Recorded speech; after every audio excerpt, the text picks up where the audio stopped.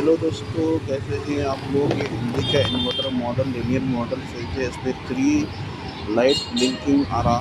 Compressor का failure का problem है और इसका कंप्रेसर रिप्लेस करना है। कंप्रेसर है NA-BMA अच्छे मॉडल है।